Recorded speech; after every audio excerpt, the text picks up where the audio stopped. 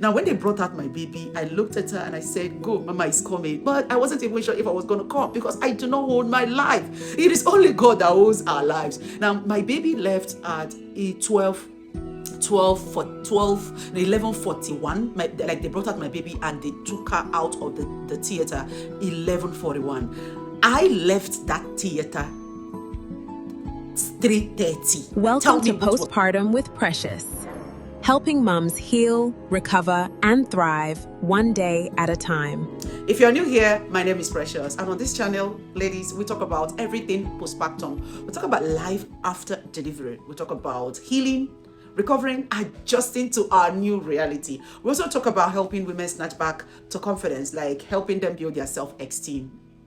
And on this very video, we're going to be talking about my own experience, my last CS experience at the government hospital. And guys, listen, this is not to scare anyone, no. This is simply me telling my own story, because every pregnancy is different. The way it is with you is not going to be the way it will be with me. Even my first pregnancy experience is not the same with the second pregnancy experience. So this is me just, telling my own story and helping women to know what they're going to do, maybe giving them insight or head up on their next pregnancy preparation. So yeah, don't go anywhere. Before we continue, if you are pregnant or you have given birth, please subscribe, because this channel is dedicated to every stages of our lives as a woman: pregnancy, postpartum, living our new reality, and also helping you snatch back to confidence. Now let's dive into my story.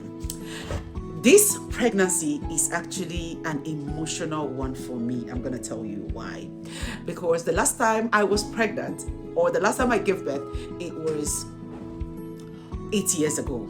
This pregnancy brought back a lot of memories to me. The pregnancy, like there's a day I will wake up and I will question if I actually made the right decision getting pregnant again, because the gap and also the experiences that I have gotten throughout my siblings that were pregnant. I'm the last child. I don't want to tell you this, but this story is quite emotional for me.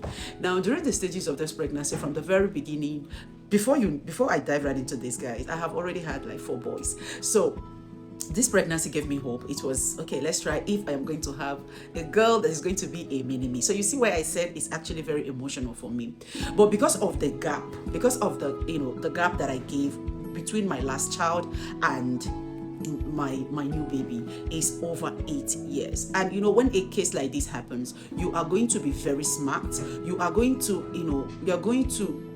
what's the right word to use? You are going to use every necessary information you have to make sure that you give yourself the best doctors or hospital to give birth. For me personally, because of the experiences I've had, not on me anyways, but I had with a sister that I watched die in a private hospital, that was what prompted I cannot give birth to a private hospital. Now, this is why I said giving birth in a government hospital is not necessarily poverty. There are people that wholeheartedly they want to give birth to a government hospital. I am one of that person. So when I lost a sister, I watched her give up, actually doing everything I had to do. I watched her give up. So because of that experience, I said no to private hospital, no matter how good you are. Now, when I got pregnant of my Zara, my last 4-month baby, I had to switch to what's it called? Government hospital. Yes, I've always used government hospital, but this particular one, I was so intentional about using them because I believe that they've got the right skill. I believe that they've got the right specialist that will handle my case. Now, going back to when I was 3 months pregnant, everything was going so smoothly. Now, let me also tell you, this was me as a mother of 4. Yes, this was me as a mother of 4. But when I became pregnant, my hormones changed. Guys, I became so unnecessarily craving everything that I see. I know people say craving in pregnancy is normal. Yes, it's always normal. But I know I was craving unnecessarily. So I eat anything eatable. I don't know if I'm going to say it is right, but I ate everything. I was eating everything that I went from being 75 kg to move it to 115 kg in my 9th month. Now fast forward to when I was already 7 months. Everything was all good. My BP was good. Nothing like what's it called, preeclampsia, nothing like that. I was so good. I was so normal, like, you know, until January when I went to see my doctor in the hospital. I call it government. I'm not going to give out their names, but just hear my story, okay?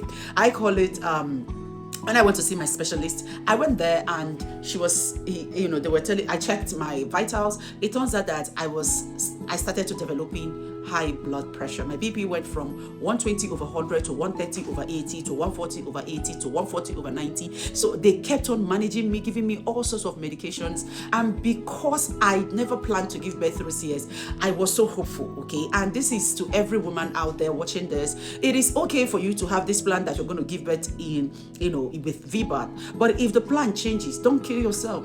Don't beat yourself so much. The goal is that you are alive and also your baby is alive. That is the Hebrew women we are talking about. Now, getting back to the story, they kept on managing me every day. My BP kept on, you know, it fluctuates, it goes up, it goes down, it goes up, until they finally had to book an emergency CS on me. And this is where the story changed. When I had my other CS, I can tell you that I don't know what it's called, but you know, when you get there, I don't know if they call it epidural, but that particular one they gave me, that's injection that they gave at the spine.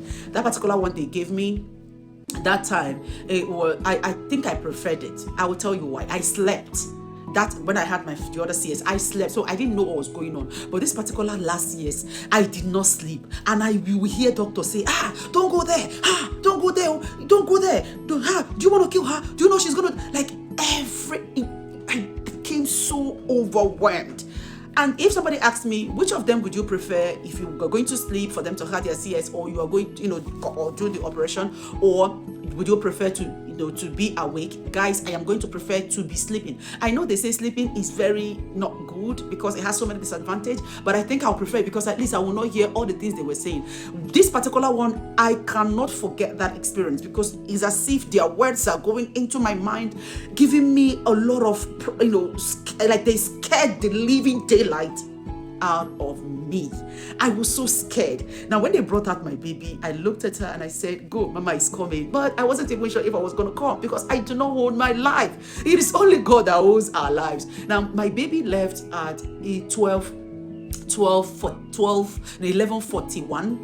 Like they brought out my baby and they took her out of the theater 11:41. I left that theater 3:30. Tell me what was going on. These people were saying this, oh, she's big, oh, there is fat here, oh, there is fat here. I kept on praying. It was so scary for me. I kept on praying. I kept on telling God, you're not going to disappoint me. I'm going to come out alive, nothing missing, nothing broken. Guys, I came out around 3:30. I went to the recovery room. It was all smiles. My partner is there. My siblings are calling. Everybody was, God. And then I walked out of that recovery room into a fire. Now, this is me telling you guys this. Please, anytime you want to go to a government hospital, go to their postpartum delivery. Their postnatal care, where they put women that give birth, so that you will see the way they care for people there. That was the beginning of my nemesis. Guys, not that I cannot pay for private hospital, but because I have this thing that I don't like government private hospital based on my experience and the experience I had losing someone right there. Now, let me tell you guys, when I went from my recovery room straight to that postnatal ward, it was the beginning of my nemesis. These people, they don't have good care.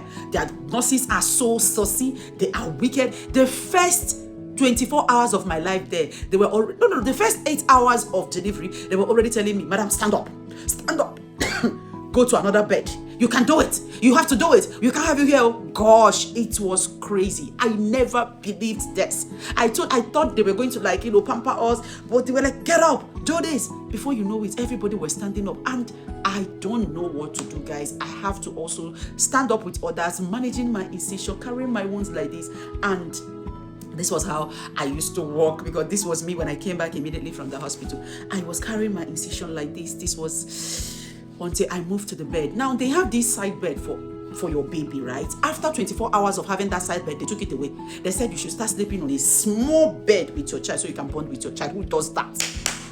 Who does that? Who does that? Who does that? Guys, I'm going to mention this hospital name at the end of this video so that anytime you go there, you're going to check whether they still do this to postnatal. CS postnatal. That was how they moved us. That was how they took that child, I don't know what it's called, you know, that small bed, that child's bed that they put beside you so that you can have it. They took it away. All of a sudden, I started sleeping on the same bed with my child. Somebody that has wound. If you are shifting like this, your child will do, you will do, sorry, mama, sorry. That was my experience. As if that was not enough. It now happens that because I was a pre-eclampsia patient, I was telling them, please, you guys need to be checking my BP so that you will know when to give me my BP medication. Guess what, guys? This hospital do not have their BP checker. They do not have it. Or they had it, but it has malfunctioned. Like, they were not good.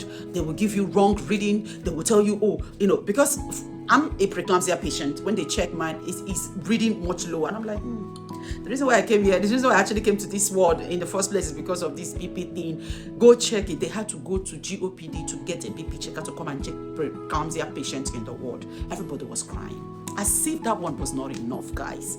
As if that one was not enough. We were told to carry our child because their director was going to come to the hospital and check them. So all of a sudden, they started painting the wall when they have kids, children, not even kids, children that have not even done their BCG. And mothers that can barely work, they were painting everywhere. The scent that comes out from it, it was so harsh. Like, you don't have a choice, you have to inhale. This happened for like 2 days, and in the next day I was discharged. But before I got discharged, I told them that this was wrong. And this is me telling every mother here, please, anywhere you are going to antenatal, do not just focus on that antenatal. As you are going to antenatal, please go to postnatal ward. Go and check how the nurses there are treating their patients. Go and check how the doctors are caring for their patients. Now, I'm not going to say anything about the doctors that God used to save my life and the life of my child. They did a marvelous work, but the nurses there are people that I cannot recognize. Even though they are women, they are mothers, but the way they talk to you as if, why didn't you even give birth normal and go to the other side and go the next day or even that same day? This is me telling you, anytime you got pregnant and you go register in a hospital, please always, anytime you go for an antenatal, go to the postnatal ward. Just see the children, go around and see for yourself if you are going to, give birth there, and because the same way they treat others are going to be the same way they will treat you. The worst thing that even happened in that ward was their fan. Their fan was spinning, but it was not bringing out any air. Like, that place was so hot that everybody had to go and buy their own fan. Yes, I'm in Nigeria, and this hospital is in Enugu, and it's a government hospital. I believe you already know. Now, even though you're going to love everything because the ambience is good, everything is fine, the doctors are good, please, if you are going, go prepared. If you choose to give birth there, carry your fan. If you choose to give birth there, bring 3 people that will be caring for you. If you choose to give birth there, bring help. Don't go there with one person and don't go there alone. No, guys, I am not telling you this story to scare you. This is my own experience. And in my next video, I am going to be sharing what happened as I moved from that hospital to my house.